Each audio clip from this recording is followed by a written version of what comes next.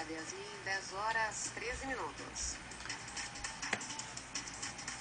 Segue falando em educação, porque além dessa pesquisa que mostrou que um terço dos estudantes conclui o terceiro ano do ensino fundamental com conhecimento ideal em matemática nas escolas públicas do Brasil, apenas um terço dos estudantes, uma outra pesquisa recentemente divulgada pela Organização para a Cooperação e Desenvolvimento Econômico apontou que os computadores não melhorariam o desempenho na escola e, em alguns casos, até poderiam prejudicar os alunos. O estudo, que analisou o impacto da tecnologia em colégios mundo afora, verificou que 75% dos estudantes utilizam computadores durante as aulas, mas que não houve evolução significativa na aprendizagem desses estudantes. Em muitos casos, eles, os estudantes, que passavam muito tempo usando computadores, acabavam tendo um pior desempenho. Essa questão computadores e educação e aprendizagem, ela ainda está em discussão, é uma ideia que ainda está sendo construída. E a gente conversa agora com o professor do portal EAD Brasil e doutorando em informática da educação na PGIE, o professor Cláudio Musacchio. Boa noite, Sara Modowska, boa noite, seus ouvintes. Vamos lá, vamos discutir um pouco mais o problema da educação. A gente previamente já falou sobre isso, mas aqui na Rádio Gaúcha é a primeira vez que a gente conversa sobre esse tema, professor. Então, a sua posição não é bem a posição dessa pesquisa. Quer dizer, existem vários estudos e pesquisas que, na verdade, convergem para a mesma solução. Ou seja, é preciso criar uma metodologia para comportar toda e qualquer tecnologia em sala de aula. Então, o primeiro ponto a ser analisado é que se computadores são ou não são importantes no processo, não é a questão. A questão é, existem metodologias adequadas que permitem melhorar a aprendizagem com tecnologia em sala de aula? Esta é uma boa pergunta. A gente fica muito preocupado com a solução que a tecnologia pode dar por si só, que tira o professor do processo sem lhe dar a devida capacitação e habilitação. Eu acho que esse é o ponto, né? Aonde que custa mais caro para os governos e países a capacitação do professor para o uso das novas tecnologias, para celulares em sala de aula e principalmente para fazer com que, como você estava dizendo há pouco, esse cuidado que a gente tem que ter com o modo como você trabalha a informação em sala de aula, para que a criança se sinta motivada e interessada, independente de qualquer tecnologia que você use. Então ela passa diretamente pela proposta que a gente tem que ter de capacitar e habilitar professores em sala de aula. Esse estudo que você se refere da OCDE, eu lendo com mais detalhes outros projetos, outras pesquisas, eu fiz o tema de casa, o que a gente constatou é que o povo asiático pode usar menos tecnologia em sala de aula, mas é um dos povos que mais utiliza tecnologia fora da sala de aula. Então eles usam muito o computador em pesquisa, em busca de informação, em execução de programas técnicos e programas de softwares aplicados às diferentes disciplinas para ajudá-los na compreensão. Na sala de aula eles restringem mais a questão da exposição do que estudar fora da sala. Então dá esse índice, digamos assim, um pouco diferente do Ocidente quando afirma que não há computadores em sala de aula. Mas eles utilizam. Pois é, quando a gente fala em computadores, a gente tem uma gama muito grande aí, né, professor? Podemos falar de redes sociais, podemos falar de pesquisa sobre o assunto, podemos falar até mesmo do Google. É muito amplo. Eu acho que a contribuição maior do computador é, sem dúvida nenhuma, o acesso à informação, como disse a professora anteriormente que falava com você. Eu acho que o principal foco hoje é estudarmos qual é o papel do professor para as próximas décadas. Eu lembro da sua pergunta recentemente que você disse, qual é o papel então do professor e do aluno? Quem vai ensinar, quem vai aprender num futuro muito próximo? E aí sim já há uma compreensão entre os educadores, o próprio professor Pedro Demo, o próprio estudioso Balabasi, Albert Balabasi, que estuda redes, Augusto de Franco, quer dizer, vários autores utilizam e chegam à seguinte conclusão com relação a redes sociais e projetos de comunicação interativa. É que eles são fundamentais hoje para aumentar a velocidade das crianças e dos adolescentes em sala de aula. Em 3 aspectos: comunicação, interação e colaboração, aquela aprendizagem colaborativa que algumas metodologias abrangem. Quer dizer, as teorias inovadoras e contemporâneas convergem todas para esse mote. É importante? É. A rede social é fundamental? É. Mas ela precisa estar elencada com uma metodologia adequada.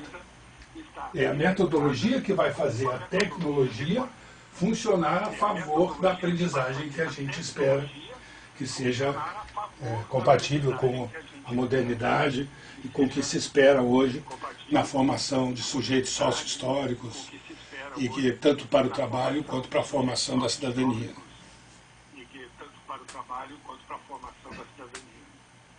Então, professor, quem é que seria o responsável por essa metodologia? É o aluno que tem que desenvolver? Olha, essa é uma outra questão importante. A metodologia, ela tem que ser criada ou tem que ser construída com todos os atores responsáveis pela educação das novas gerações.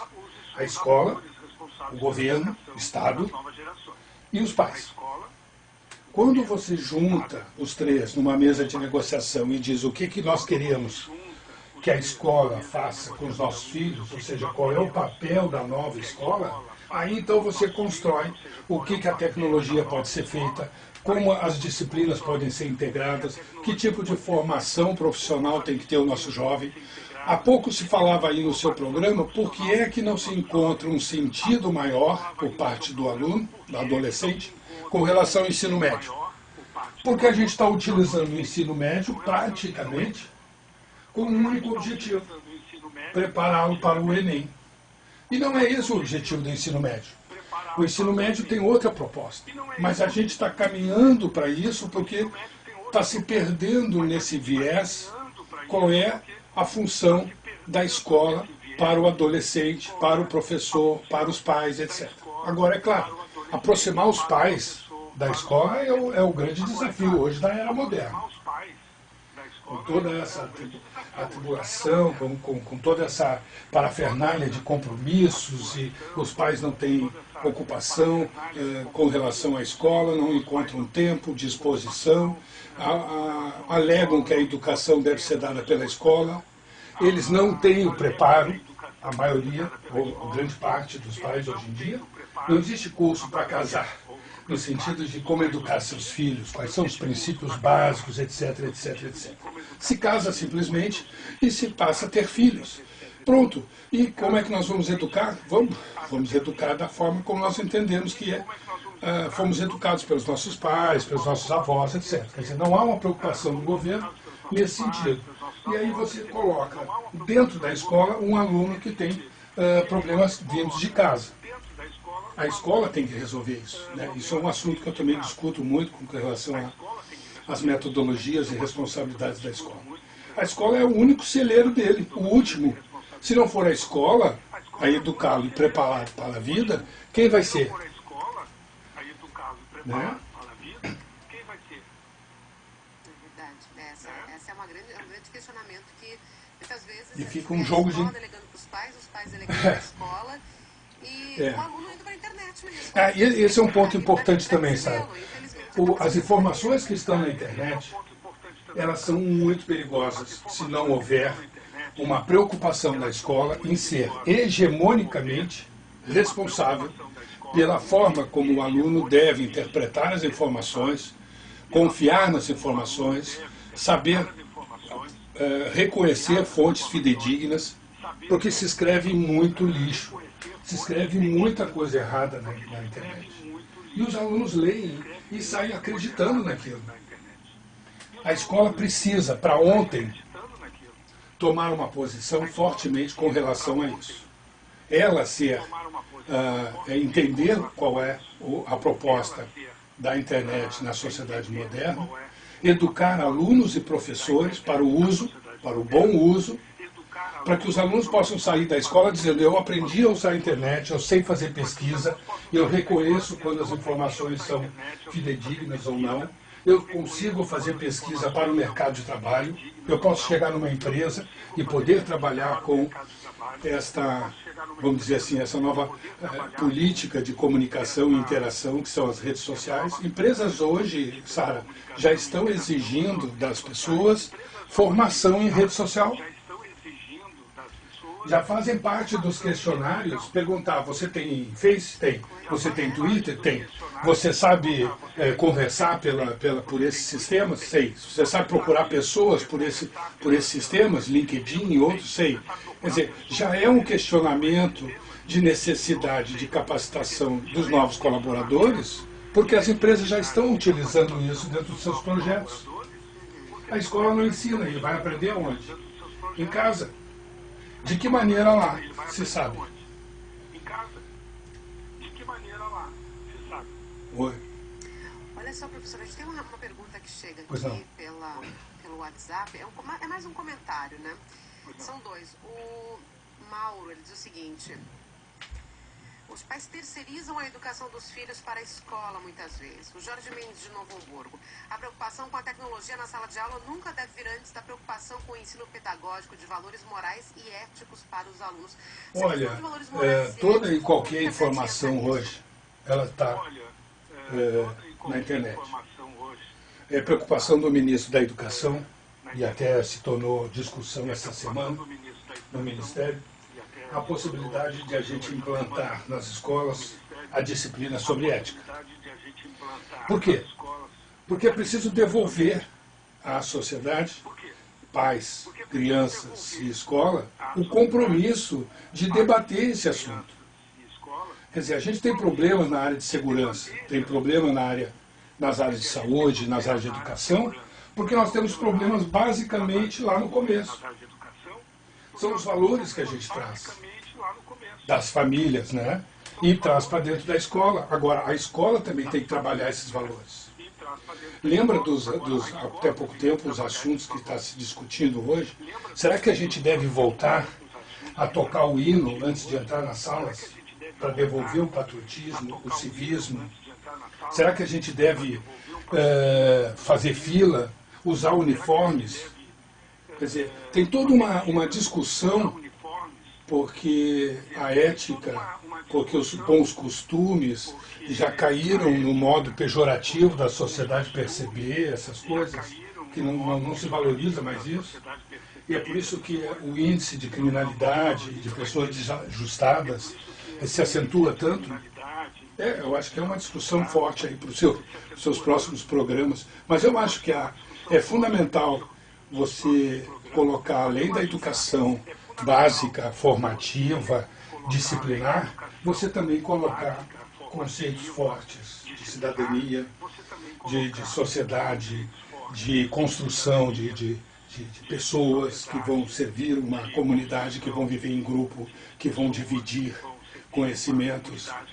E se ela só passou pela escola com informação profissional, como era a escola tradicional, na época da fase industrial, a gente só tinha uma preocupação com a escola, é transformar pessoas para as fábricas.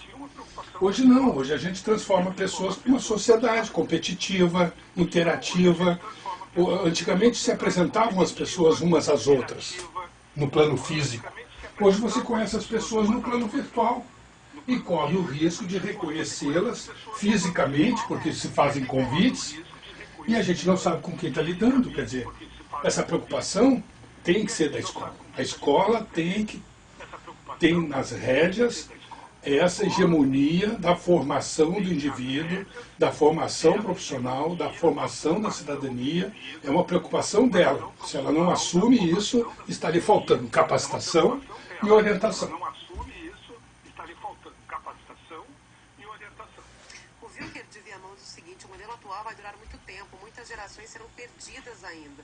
Mas nós evoluirmos quando nós evoluirmos, teríamos perdido... Não. Olha, eu tô te dando um quadro real sobre a questão dos valores. Agora, se eu falar sob o ponto de vista das inovações que estão se fazendo na educação, inovação é uma coisa que se faz de dentro para fora.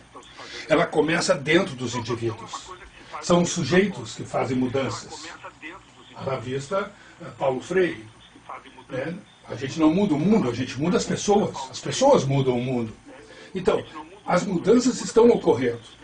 É um caso aqui, um caso ali, uma escola que está implementando uma metodologia com o uso de redes sociais, com o uso de Facebook em sala de aula, com o uso de web e rádio para implementar uma sociabilização maior dentro da comunidade, do entorno da escola, com as pessoas trabalhando com áudio, trabalhando com vídeo, podendo ver o seu sujeito fora de si mesmo, podendo fazer autocrítica e melhorando a reflexão.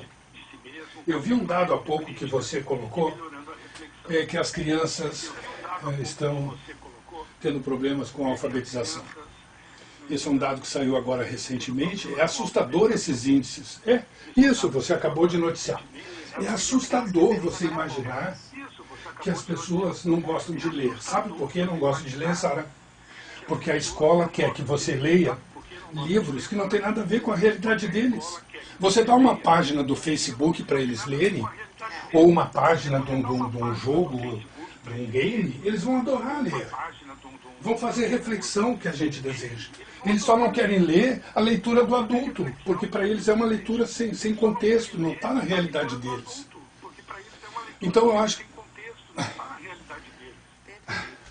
Professor, é um prazer conversar sobre isso. A gente tem que ir para o intervalo, né? Temos outras entrevistas também, mas eu acho que foi muito interessante. Eu que agradeço o espaço mais uma vez, Sara, muito obrigado. Pode me convidar sempre. Adoro conversar sobre educação e como ela pode melhorar a nossa perspectiva de uma sociedade mais holística, mais contemporânea, mais globalizante. Fico sempre a seu dispor. Muito obrigado, um abraço. Obrigada. Doutorando em Informática da Educação, professor Cláudio Mussáquio, conversando aqui conosco. São 10 horas, 30 minutos, vai marcar